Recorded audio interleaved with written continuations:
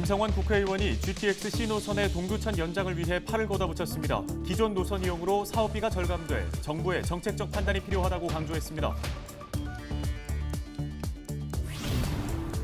양주시청 공무원 4명이 코로나19에 잇따라 확진돼 본관 4층이 폐쇄됐습니다. 시는 해당 부서 전체 직원을 자가격리 조치하고 청사 내부를 방역했습니다. 포천시가 아프리카 돼지열병 발생의 매개체로 추정되는 야생 멧돼지를 차단하는 자동 출입문을 개발해 양돈 농가에 관심을 모으고 있습니다. 올 들어 동두천시의 아파트값 상승률이 경기도 내에서 1위를 차지하는 등 경기 북부 지역의 아파트값 상승이 계속되고 있습니다.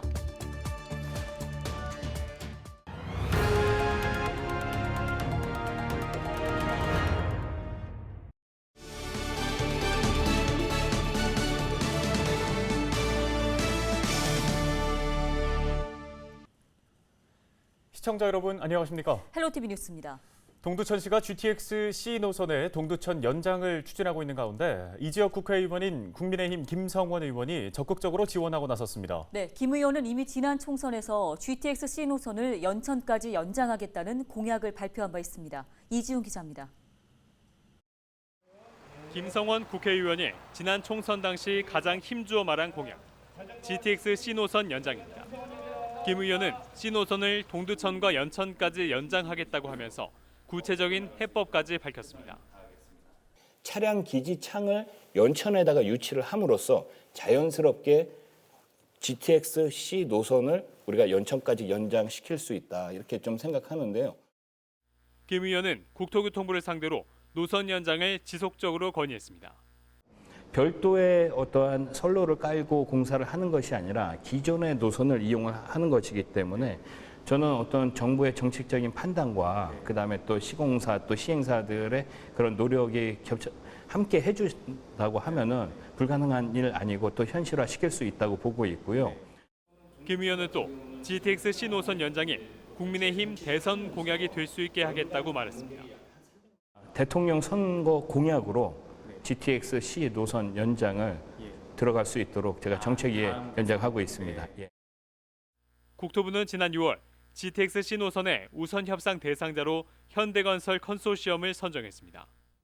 두 기관이 올 연말쯤 실시 협약을 체결할 예정인 가운데 여러 지자체들이 역신설을 요청하고 있습니다.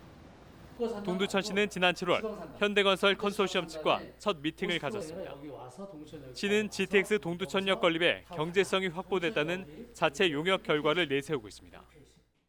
그 현대건설이 연장할 수 있도록 저희가 자료를 준다든지 더 협상을 하는 거죠. 이제 지금부터 12월까지. 시는 최근 평택시와 손을 잡고 GTX-C 노선이 동두천에서 평택까지 연결돼야 한다고 주장하고 있습니다. 시는 또 오는 10월에는 국회에서 GTX-C 노선 동두천 연장을 촉구하는 설명회를 개최할 예정입니다. GTX-C 노선의 동두천 연장 여부는 올 연말쯤 결정될 것으로 보입니다. 헬로티비 뉴스 이지훈입니다. 양주시청에 근무하는 공무원 4명이 잇따라 코로나19에 확진되면서 양주시가 이들이 근무하던 시청 본관 4층을 폐쇄했습니다. 양주시는 지난 15일 양주시청 소속 직원 1명이 확진 판정을 받아 해당 부서 직원에 대한 진단검사를 이틀에 걸쳐 진행했고 그 결과 3명의 같은 과 직원이 추가로 확진됐습니다. 시는 해당 부서 전체 직원을 자가격리 조치하고 청사 내부를 방역했습니다. 확진자가 발생한 시청 4층 홍보정책 담당관실과 시의회 옆 사무실을 임시 폐쇄하고 확진된 직원과의 접촉 가능성이 높은 4층 직원을 대상으로 지난 17일 코로나19 선제검사를 실시했습니다. 추가 확진자는 발생하지 않았고 확진자가 발생한 부서에 대해서는 필수 인력에 한해 재택근무를 진행하고 있습니다. 경기도에 코로나19 신규 확진자가 515명이 발생하면서 20일 만에 다시 500명대를 기록했습니다. 지역별로는 화성이 61명으로 가장 많고 수원과 용인이 38명, 고양이 36명, 평택과 시흥 32명, 성남이 31명 순으로 나타났습니다. 도내 의료기관의 치료병상 가동률은 87.8%로 전날보다 1.4%포인트 낮아졌으며 중증 환자 병상 가동률은 68.8%를 기록하고 있습니다. 생활치료센터 11곳의 가동률은 74.3%입니다. 다음 소식입니다. 포천 지역의 양돈 농가에서는 1년째 아프리카 돼지열병 발생이 없어서 청정지대라는 수식어까지 붙었는데요. 포천시가 이에 그치지 않고 아프리카 돼지열병 발생을 막기 위한 시설을 개발하면서 이목이 모이고 있습니다. 네, 포천시 환경정책팀의 최윤희 팀장을 연결해 관련 이야기 나눠보겠습니다. 자, 팀장님 먼저 포천시가 앞서 전해드린 것처럼 아프리카 돼지열병 발생을 막기 위한 시설을 개발했습니다. 이게 특허도 받았다고 하는데요. 설명 부탁드리겠습니다. 저희가 그 아프리카 돼지열병 확산 차단을 위해서 그 울타리를 설치를 했습니다. 근데 이제 울타리에 이제 출입문이 설치가 되어 있는데 이게 기존에는 수동식 출입문이어가지고 이거를 이제 좀 방법을 바꾸는 게 좋을 것 같다는 생각이 들어서 저희가 이제 상시 닫힐 수 있는 방법이 좋을 것 같아서 태양광 자동 출입문 방식으로 개발한 사항입니다. 네, 태양광 자동 출입문, 이 시설을 개발하는 데에는 포천만의 어떤 이유가 있었을 것 같습니다. 포천시가 경기 북부 지역에서 양돈 농가가 가장 많고 현재 약 30만 두를 사육하고 있습니다. 그래서 이제 양돈 농가에서 아직까지 ASF가 발생되지는 않았지만 그 야생 멧돼지에서 계속적으로 아프리카 돼지열병이 발생하다 보니 저희가 늘 뭐 하루하루를 긴장감 속에 보내게 되었고요.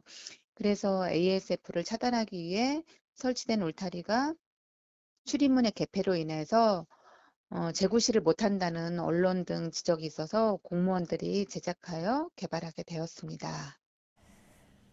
예, 지금 이미 이 시설이 설치된 곳이 있다고 들었습니다. 효과나 반응은 어떻게 나오고 있습니까?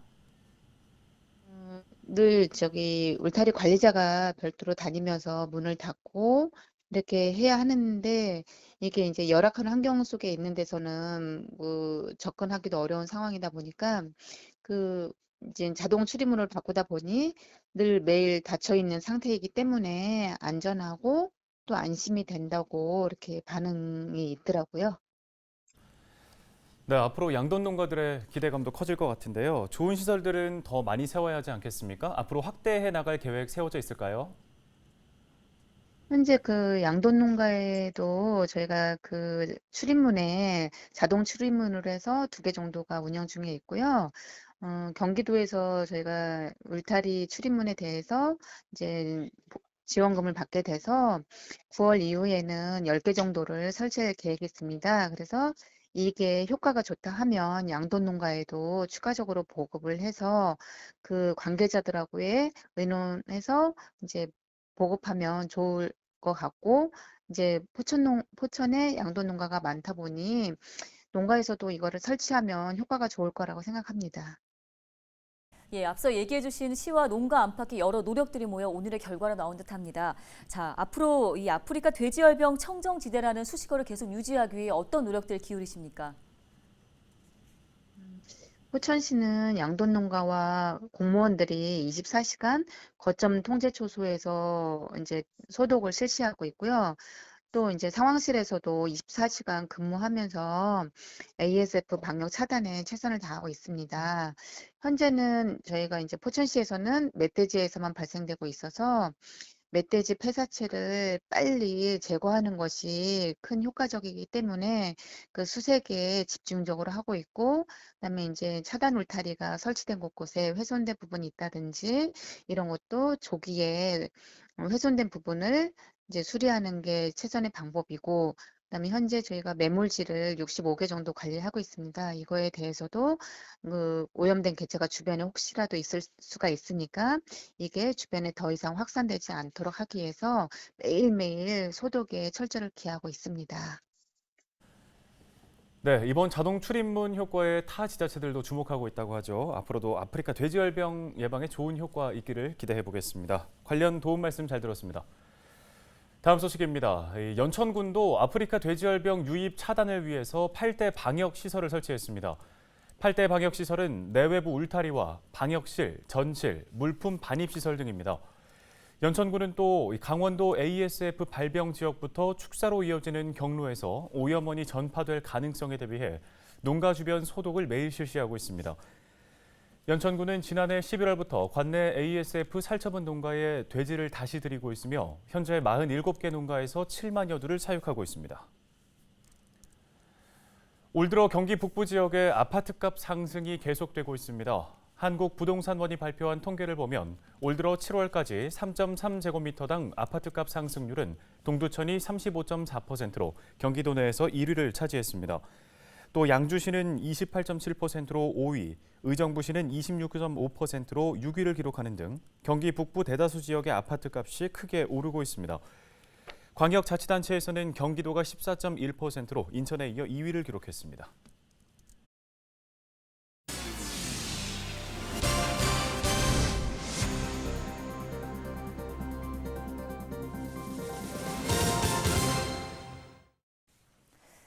이재명 경기도지사가 광역버스 준공영제 안정화를 위해 사업비의 50%를 국가가 부담할 것을 요청하는 서한문을 국회에 요청했습니다. 이 지사는 서한문에서 정부는 경기도와 합의한 광역버스 준공영제 국고 부담 50%를 이행해야 한다며 국회 차원의 협조를 당부했습니다. 이어 광역버스는 수익성 저하로 운행 중단이 우려되는 취약한 구조라며 수도권 교통 여건 개선을 위해 정부 차원의 지원이 필요하다고 강조했습니다. 경기도와 정부는 지난해 광역버스 준공영제 국고 부담 50%에 합의했지만 올해 정부 예산에는 30%의 국비만 배정된 상황입니다. 박인범 동두천시의원이 내년 동두천 시장 선거에 도전하겠다는 뜻을 밝혔습니다. 박 의원은 한 언론과의 인터뷰에서 자신의 정치적 꿈은 동두천 시장이라며 그동안 여러 번 실패했지만 이번엔 절대 실패하지 않겠다고 말했습니다. 또 민주당에 복당하지 않겠다며 어려운 길이지만 무소속으로 당선될 준비를 하고 있다고 강조했습니다. 박 의원은 지난 2014년과 2018년 지방선거에서 무소속으로 동두천 시장에 출마했지만 두 차례 모두 고배를 마신 바 있습니다. 경기도의회가 코로나19 확산 방지를 위한 비상대책단 회의를 개최했습니다. 회의에서는 코로나19 상황에서 경기도의 대처 상황을 관계 공무원들에게 보고받고 현안 사항을 논의했습니다. 현재 경기도는 확진자 증가로 감염병 전담병원의 실가동률이 80%를 넘고 있으며 경기도교육청은 전면 원격 수업 학원과 교습소 점검 등을 실시하고 있습니다. 또 소상공인을 대상으로 코로나 회복 자금과 금융 지원을 하고 있으며 경기도의회에서는 비대면 회의를 강화할 예정입니다. 경기도의회는 코로나19 대응 상황 보고에서 논의된 내용을 집행부에 전달해 도민의 안전한 일상생활을 지원하는 정책들이 다양하게 적용될 수 있도록 노력할 방침입니다. 경기도의회에서 코로나에 대해서 관심을 가질 수밖에 없어요. 왜냐하면 지금은 도민의 삶이 결국 코로나를 어떻게 극복하냐랑 관련이 있기 때문에 그래서 경기도의원 모두가 그렇게 하겠지만 저 역시도 항상 지속적으로 관심을 가지고 지방의회에서는 매년 집행부의 정책을 점검하는 행정사무감사를 실시하고 있습니다. 경기도의회도 오는 11월 행정사무감사를 앞두고 사전 준비를 시작했습니다. 경기도의회의 2021년 행정사무감사 계획은 오는 9월 본회의에서 의결되며 본격적인 조사가 시작되면 상임위원회별로 증인신문과 의견 진술 청취 등이 이뤄집니다.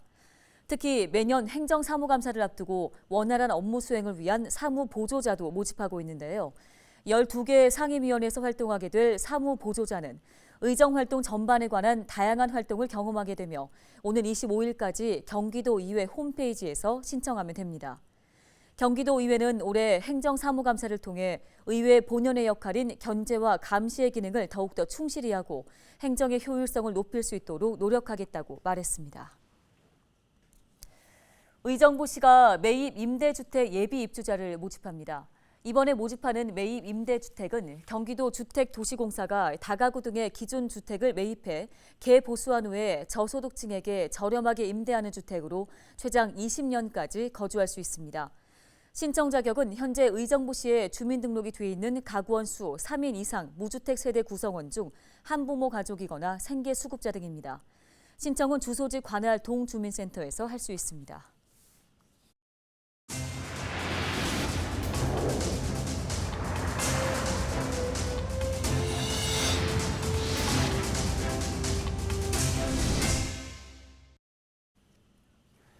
헬로티비 뉴스, 저희가 오늘 준비한 소식은 여기까지입니다. 네, 시청해주신 여러분 고맙습니다.